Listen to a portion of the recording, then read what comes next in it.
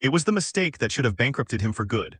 When Walter Briggs stumbled into his milking barn at 3:00 in the morning, half-blind with exhaustion and drowning in debt, he didn't just knock over a feed barrel. He unleashed something science couldn't explain. What happened to his herd overnight didn't just save his family's dairy. It humiliated the largest agricultural corporation in the state, triggered a campaign of corporate sabotage, and quietly rewrote the rules of modern farming. Here is how one broken man's midnight accident became the most talked-about harvest in Montana history. The pastures of Silver Creek, Montana, didn't look like pastures anymore. They looked like a graveyard. When Walter Briggs walked his fence line that October morning, the frostbitten grass crackled under his boots like broken glass. A brutal early freeze had hit 2 months ahead of schedule, and it had done to his land what 3 years of drought and low milk prices had already started. His herd of Holsteins stood huddled by the barn, ribs visible beneath their dull, patchy coats, producing barely a third of the milk they used to. Walter knelt by the water trough, checking the ice forming at its edges. He was 38, but the years had not been kind. Deep lines cut across his forehead, and gray had crept into his beard far earlier than it should have. For 2 generations, the Briggs family dairy had supplied some of the richest, creamiest milk in the county. Now it was a slow-motion collapse that Walter could see coming but couldn't stop. He walked back to the farmhouse, boots heavy with mud, and pushed open the kitchen door. The air inside smelled like burnt toast and quiet desperation. His wife Marla sat at the kitchen table, a stack of envelopes fanned out in front of her like a losing hand of cards. First National Ag Credit, Briggs Family Dairy past due, Montana Department of Revenue. Marla looked up, her eyes red-rimmed and exhausted. She didn't need to say anything, the letter sitting on top of the pile said it all. Notice of foreclosure, Marla whispered.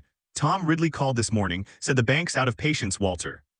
We've got 21 days to bring the loan current or they take the herd and the land. Walter walked to the sink and ran the tap, splashing cold water on his face. Ridley's just the messenger, he muttered. It's not the bank calling the shots, it's Halden. As if summoned by his own name, the low growl of an expensive engine rolled up the gravel driveway outside. Walter looked out the window to see a gleaming black Escalade pull in, kicking up dust that settled over the dying pasture like an insult.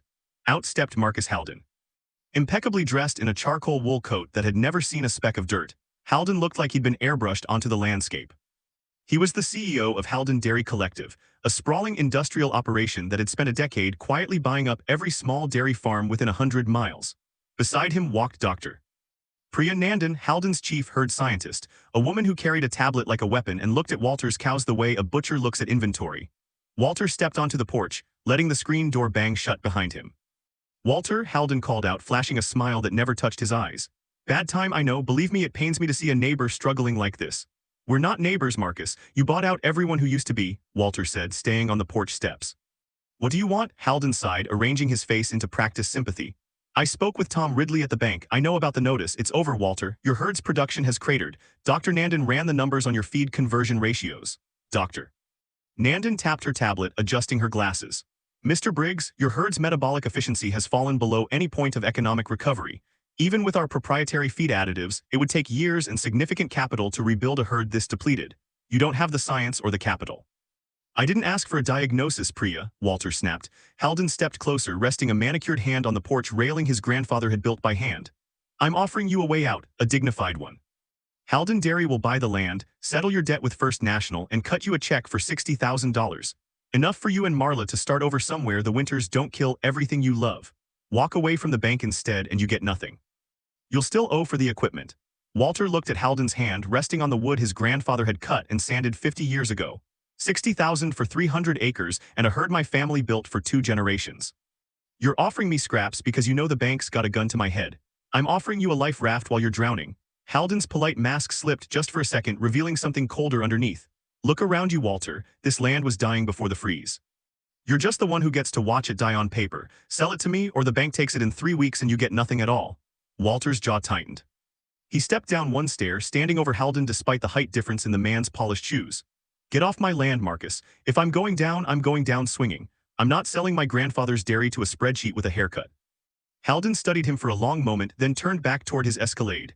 Sentiment doesn't pay debts, Walter, it never has. As the SUV rolled away, Marla stepped out onto the porch, wrapping her arms around Walter from behind. What are we going to do? She asked softly. Walter stared out at his starving herd. I'm going to try something with the feed tonight, it's a long shot.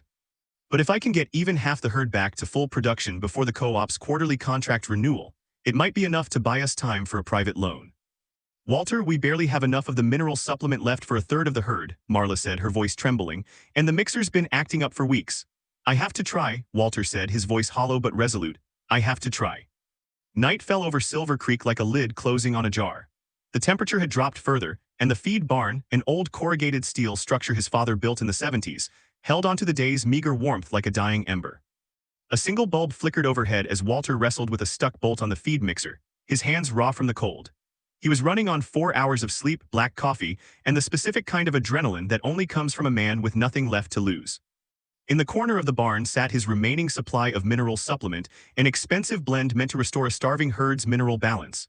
It wasn't much, barely enough for a third of his cows, but it was all he had. Walter wiped his hands on a rag and moved to the mixing hopper, hauling the bags to its edge. The exhaustion blurred the edges of his vision, making the barn seem to tilt and swim. As he reached for the auger lever, his boot caught on a warped floorboard. Walter stumbled forward, throwing his hands out to catch himself, and crashed straight into a stack of unmarked plastic drums shoved into the darkest corner of the barn. These drums had belonged to his late father, Ezra Briggs. Ezra had been considered strange by the local dairy community. While other farmers embraced modern feed science, in his final years Ezra had grown obsessed with something he called gut biology. Fermenting strange batches of whey, molasses, crushed eggshell, and wild soil cultures he collected from undisturbed prairie remnants. Convinced he could brew a natural digestive catalyst that would let cattle thrive on minimal feed, the co-op had quietly called him a crank. When Ezra passed, Walter had shoved his father's failed experiments into the barn's corner and mostly forgotten about them. The impact of Walter's fall sent the drums toppling with a screech of scraping plastic. 2 of them cracked open, spilling their contents across the concrete floor. One was a thick, sour-smelling paste, fermented whey and crushed eggshell, aged over a decade in near-total darkness. The other bled out a cloudy, faintly effervescent liquid that smelled sharply of yeast and wild grass, some kind of dormant soul bacteria culture Ezra had been obsessed with collecting. No, no, no, Walter scrambled backward, watching in horror as the 2 mysterious substances pooled together on the sloped floor and began sliding toward the open drain that fed directly into his feed mixer's holding tank. The same tank currently loaded with his last, precious batch of mineral supplement. Walter lunged for the shutoff valve, slipping wildly in the foul-smelling sludge. He wrenched it shut, but it was too late. His father's decade-old biological brew had already drained into the tank, mixing violently with the fresh supplement. He climbed down and checked the mixer's readout, completely combined. There was no separating it now. Walter leaned against the cold barn wall and slid down until he was sitting in the dirt, head in his hands, letting out a hollow, broken laugh. It was over. He just contaminated his last usable batch of feed supplement with whatever his father's strange concoction had turned into after 10 years of fermenting in the dark. If he fed this to the herd, the unknown bacterial load could tear through their already weakened digestive systems and kill them outright. He sat there for 20 minutes, listening to a faint, ominous bubbling sound coming from inside the mixer tank. The reaction between the mineral supplement and the ancient organic sludge was generating its own heat, filling the barn with a smell like wet hay, vinegar, and something strangely sweet. Then a decision formed in Walter's exhausted mind, the kind of decision only a desperate man makes at 4 in the morning. A choice between doing nothing and watching the bank take everything on schedule, or feeding his starving herd a ruined batch of mystery sludge just to say he went down trying something. Sentiment doesn't pay debts, Halden's voice echoed in his head. To hell with you, Marcus, Walter growled. He hauled the tank over to the feed troughs, portioning out the strange, frothy mixture to a third of the herd, the weakest cows, the ones with nothing left to lose either. Then he collapsed into bed beside Marla, fully expecting to wake up to a barn full of dead cattle. For 6 days after that, Walter didn't go back to check on those particular cows more than he had to. There was no point in hoping. The freeze held steady, the herd stayed thin, and Walter spent the week on the phone with independent lenders across 3 states, collecting polite rejection after polite rejection. On the morning of the 7th day, a frantic knock rattled the front door. Walter trudged downstairs to find Hank Coultier, a neighboring rancher, standing on the porch, breathless, his face pale under his weathered hat. Walter, Hank said, pointing a shaking finger toward the barn, you need to come see this right now. What is it? Hank fenced down again. No. It's your herd. I was driving past on the county road, and I about put my truck in the ditch looking at your cows. Frowning, Walter grabbed his coat and followed Hank across the yard toward the barn. As they rounded the corner to the feeding pens, Walter stopped breathing. The cows that had received the ruined mixture, the same animals that had been skeletal and dull-eyed a week ago, stood at the fence line with a strange, unmistakable vitality. Their coats gleamed. Their eyes were bright and alert, and their udders, Walter's mind refused to process it at first, were swollen and full in a way that shouldn't have been possible on a starvation diet in a killing freeze. What in God's name did you do, Walter? Hank whispered. I've ranched this county for 40 years. Cattle don't bounce back like that in a week, not without a miracle feedlot and a warm barn. Walter walked into the pen on shaking legs and ran a hand along the flank of his lead cow, Bessie. Her ribs, visible just days ago, were now hidden beneath solid muscle and healthy fat. He checked the automatic milking log on the wall, a habit from decades of record-keeping, and his stomach dropped. The affected third of the herd was now producing nearly double the milk of his healthiest, best-fed cows before the freeze. And when the co-op's mobile lab technician stopped by later that week for a routine quality check, the numbers coming back were even stranger. The milk's protein content, its fat composition, even its shelf stability, all of it was off every chart the technician had ever seen. It was a miracle. It was scientifically impossible. Walter was still standing at the fence, running his hand over Bessie's newly healthy coat, when the growl of an approaching engine broke the morning quiet. He looked up just as Marcus Halden's black Escalade skidded to a stop on the gravel. Dr.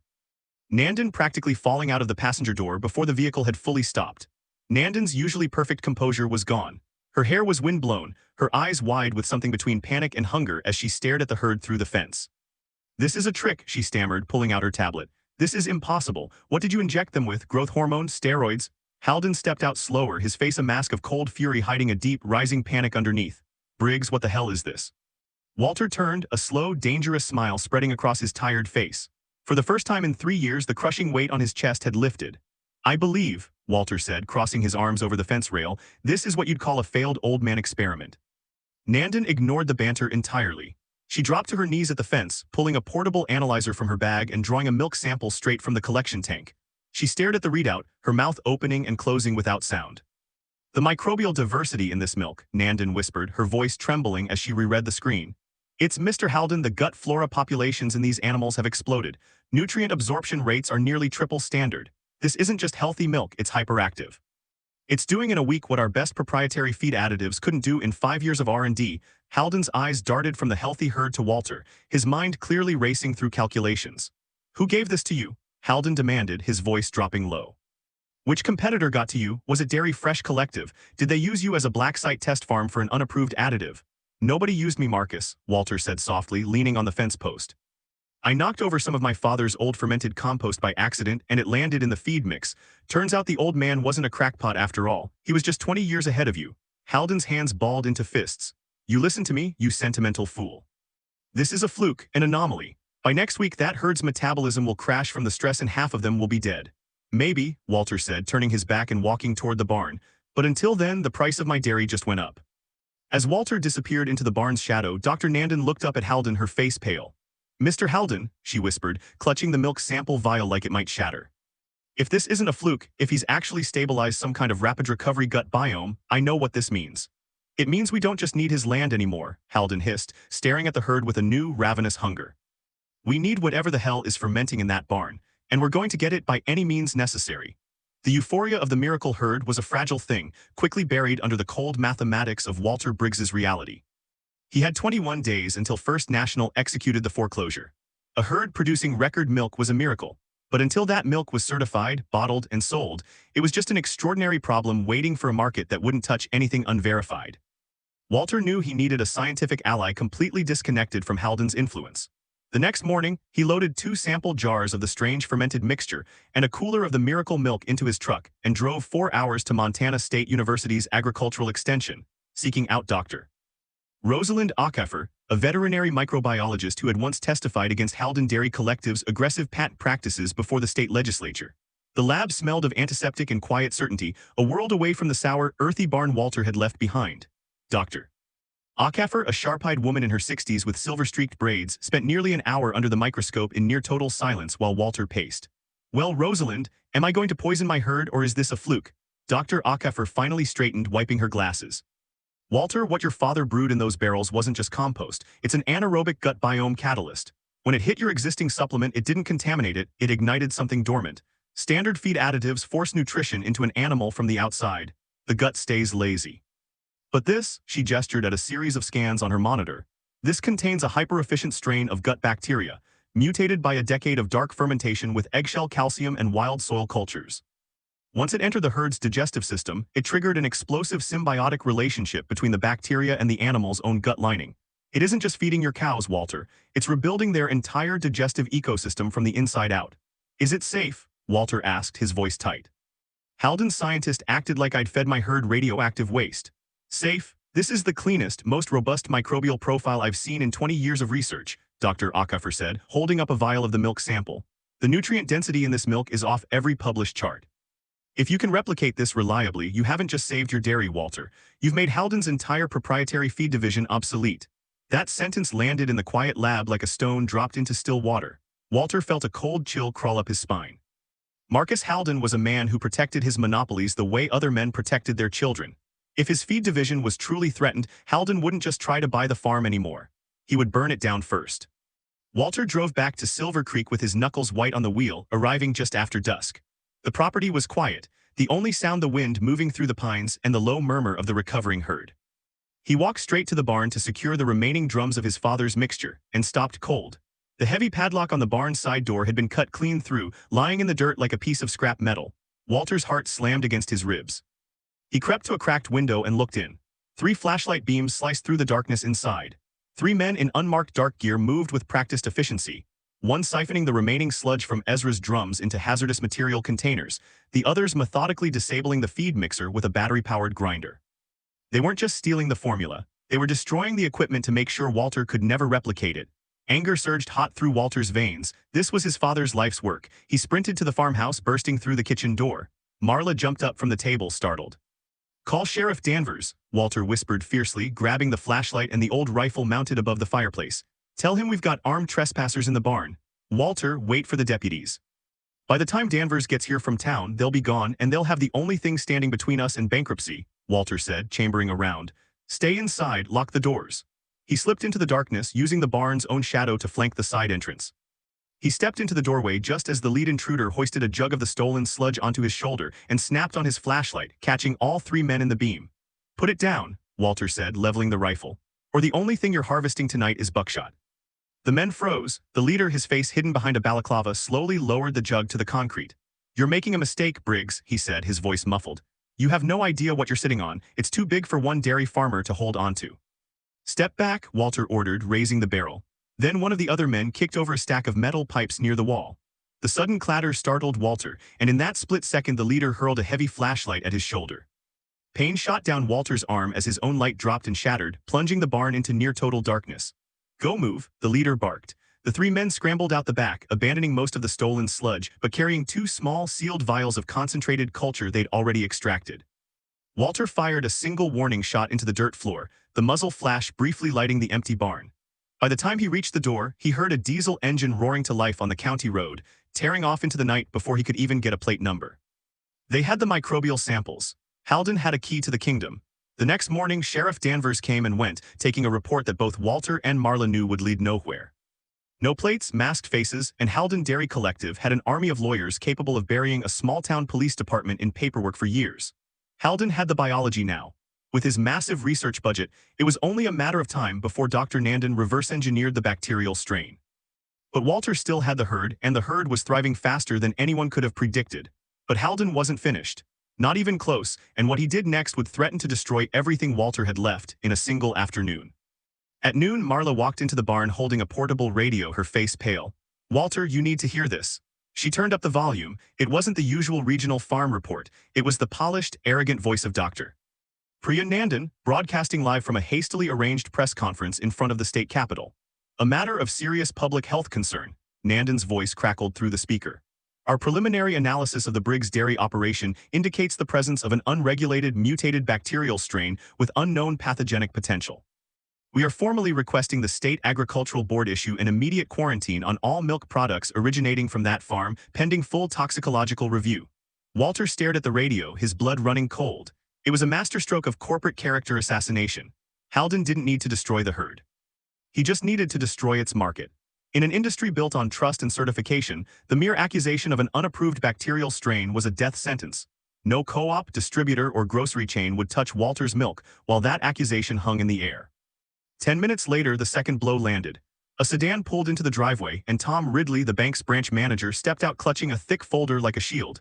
"Tell me Halden didn't send you, Tom," Walter said, marching out to meet him.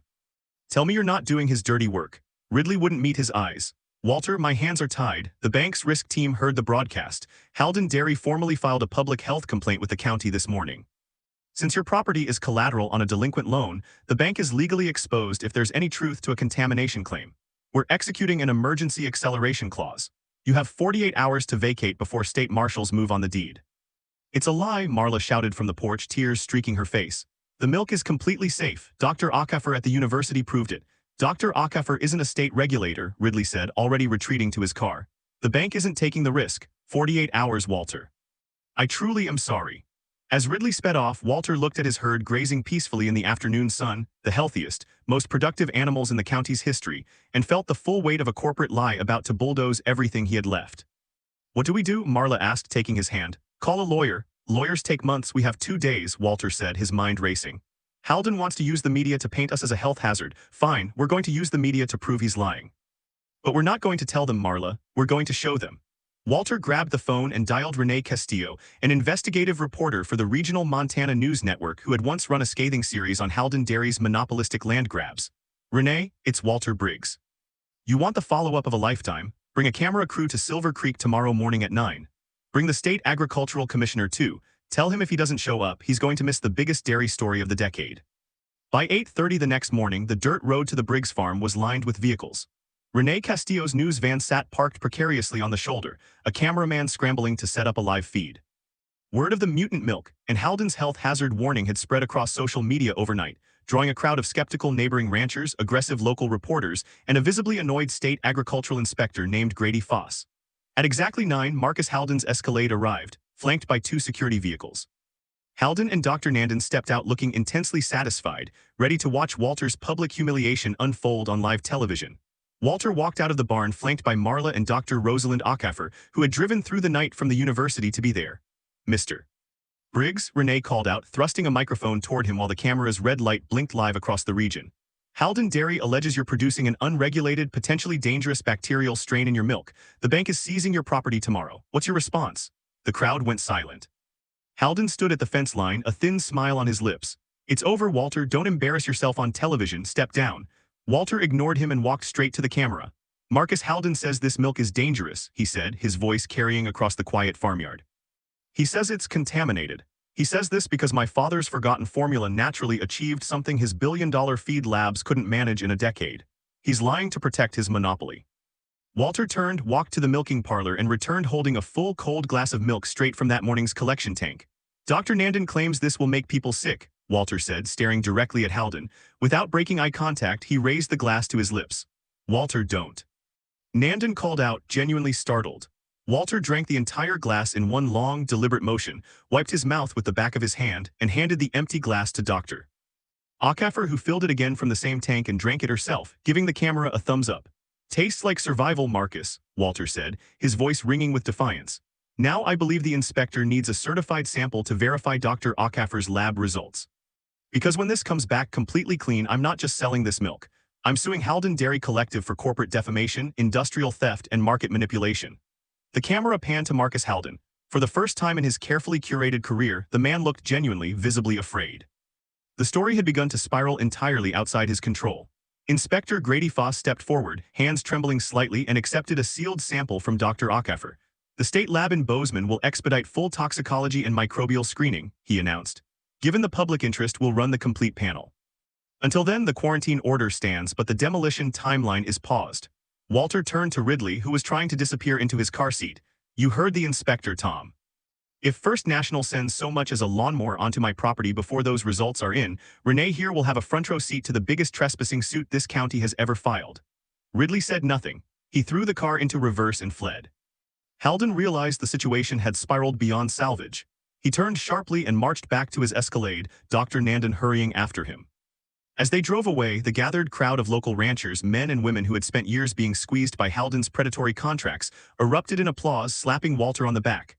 But Walter knew the fight wasn't over. A predator like Halden didn't retreat. He simply changed weapons. 60 miles away, inside the sterile underground lab of Halden Dairy Collective's research campus, Dr. Nandon stared at a gas chromatograph readout in stunned disbelief. It's dead, she whispered. The stolen sample, it's completely inert. Halden stood in the doorway, his face a mask of controlled fury. Explain it to me, Priya. You told me those microbes were reproducing at a geometric rate in his barn. They were in his herd, Nandon said, frantically scrolling through data. But the pure culture your men extracted died the moment it was exposed to standard lab conditions. Worse, it refuses to bond with our proprietary feed base entirely. Why? Because our feed is engineered to be sterile, Mr. Haldon, Nandon admitted. We spent 15 years eliminating all native bacteria from our formulas so our proprietary additives would be the only nutrient pathway. Briggs's compost isn't a standalone product, it's an activator.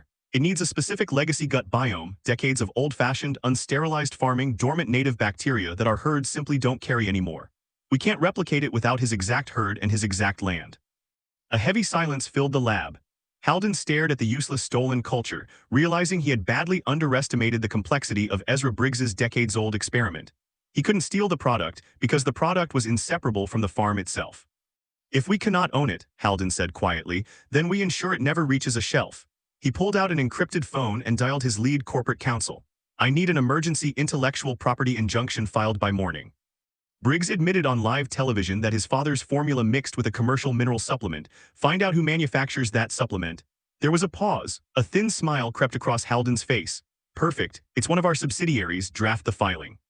Claim Briggs violated the end-user licensing terms by using our supplement in an unlicensed biological experiment, and that the resulting product is a derivative of Haldon intellectual property. Lock his herd down in federal litigation. By sunset, a process server arrived at the Briggs farm, handing Marla a thick stack of legal documents. Walter read through the legal language at the kitchen table, his stomach sinking. They're not calling it toxic anymore, he said quietly. They're claiming they own it. The mineral supplement I bought was manufactured by a Haldon subsidiary. The fine print says it can't be used in unapproved biological experiments. Because their supplement ended up in the mix, they're claiming ownership of the entire herd's output. Can they actually do that? Marla asked, tears welling in her eyes. It's our land, it's your father's formula. They've got unlimited money, Marla, Walter said, dropping the papers on the table.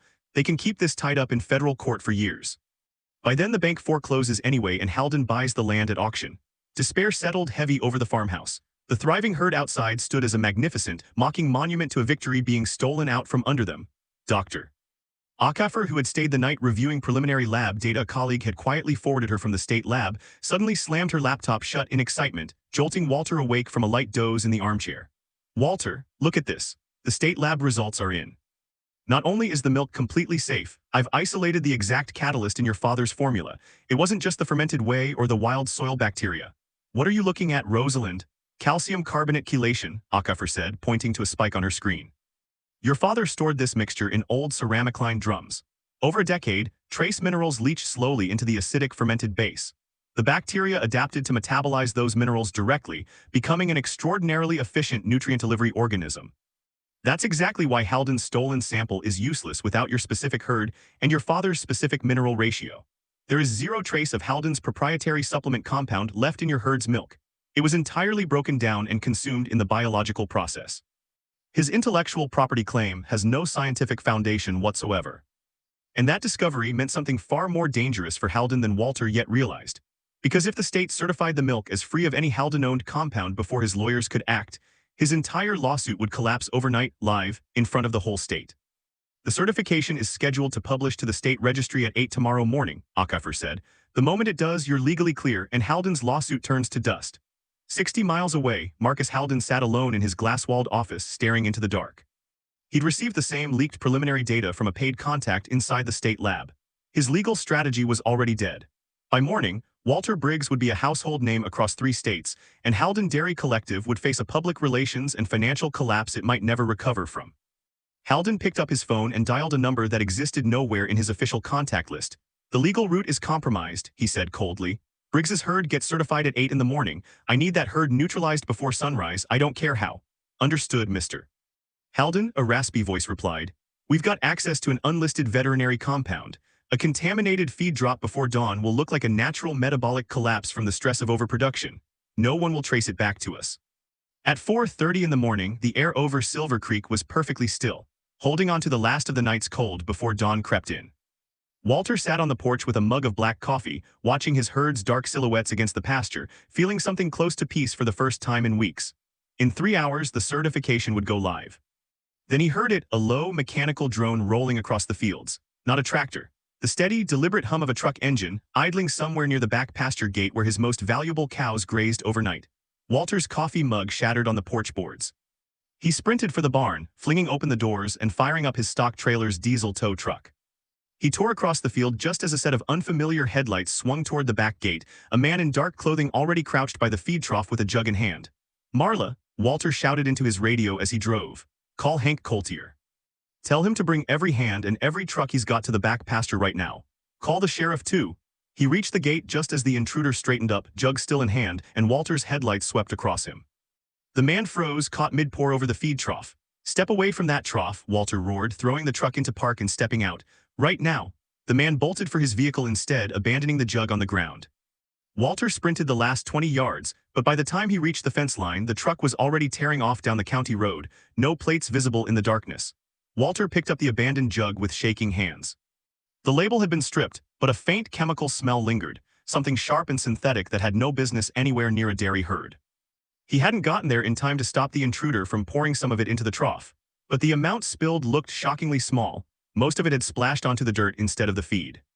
Hank Coltier's truck came tearing down the road minutes later, followed by two neighboring ranchers responding to Marla's call. Together, they isolated the affected trough, dumped the contaminated feed, and ran the herd through a quick visual check under flashlight. Every animal, thankfully, looked unaffected. Walter's early arrival had cut the intrusion short before any real damage was done. At exactly 8 that morning, Walter's phone buzzed. A text from Dr. Acre. A single screenshot of the official Montana State Agricultural Registry. The Briggs dairy herd was officially certified as safe, free of any unauthorized compounds, and entirely clear of any Halden-owned proprietary ingredients. Walter stood at the fence in the pale morning light, the herd grazing peacefully behind him, the near miss of the night already fading into disbelief. The siege was over. It was time to reap what his father had unknowingly sown a decade before he ever knew it would matter. The certification became the lead story on every agricultural news network across the northern plains within hours. Walter Briggs had done the impossible, stabilized a hyper-efficient gut biome that turned a starving, dying herd into the most productive dairy operation the state had ever certified. Independent brokers began calling within the hour, offering prices triple the standard commodity rate just to secure contracts with the newly famous Silver Creek herd. The state co-op, usually cautious about unproven suppliers, found itself in a bidding war it hadn't started. By the end of the week, Halden Dairy Collective's stock had fallen sharply as independent farms across the region began canceling their proprietary feed contracts, emboldened by Walter's public defiance and the state's clean certification. In an emergency board meeting in Billings, the chairman of Halden's board laid out the damage in blunt terms. Sabotage attempts, a baseless federal injunction, an unauthorized nighttime feed intrusion now under investigation by state agricultural police, and a stock collapse triggered live on statewide television. "You told us this farmer was neutralized," the chairman said coldly. "Instead you turned him into a folk hero and broadcast our own obsolescence to the entire region." Marcus Halden had no answer. Within a month, he had resigned under pressure, and federal investigators were quietly building a case around the sabotage attempts tied back to his personal authorization. Meanwhile, Walter and Dr. Acre did something neither Halden nor his board had anticipated. Using the profits from Silver Creek's newly famous milk, Walter established the Ezra Briggs Family Dairy Foundation. Instead of patenting the mineral-chelated bacterial culture, they published the entire formula, fermentation ratios, mineral chelation process, and application guidelines freely online, alongside a grant program offering starter cultures to struggling family dairies across 3 states. It was the ultimate answer to everything Halden had tried to protect. Walter hadn't just beaten one company. He had quietly dismantled the business model that let corporate monopolies profit from family farms' desperation. 6 months later, spring returned to Silver Creek. Walter stood on the porch of his grandfather's farmhouse, coffee in hand, watching a landscape that had been unrecognizable a year earlier. Dozens of neighboring dairies had adopted the Briggs formula, transforming a struggling agricultural region into something genuinely thriving again. Marla stepped out beside him, resting her head on his shoulder. The debt was gone. The suffocating fear that had haunted them for years had finally lifted, replaced by something steadier, a hard-earned, unshakable sense of security. Walter walked down into the pasture and ran a hand along the flank of Bessie, still one of his healthiest cows, her coat glossy in the morning light. He thought of his father, brewing strange mixtures in a barn corner while the whole county quietly laughed at him, 20 years ahead of a science nobody else understood yet. The legacy of the Briggs dairy was safe now, rooted deeper and stronger than it had ever been. A quiet testament to the idea that sometimes the biggest breakthroughs come not from a boardroom, but from an exhausted man's midnight mistake, and a father's forgotten faith in something the world wasn't ready to see yet. Did Walter Briggs's fight against corporate sabotage inspire you? This story is proof that the resilience of the independent American farmer, paired with a little bit of accidental genius, can bring down even the most powerful agricultural monopolies. If you loved hearing how one desperate midnight mistake turned into the greatest recovery in dairy history, drop a comment below telling us what you would have done in Walter's shoes.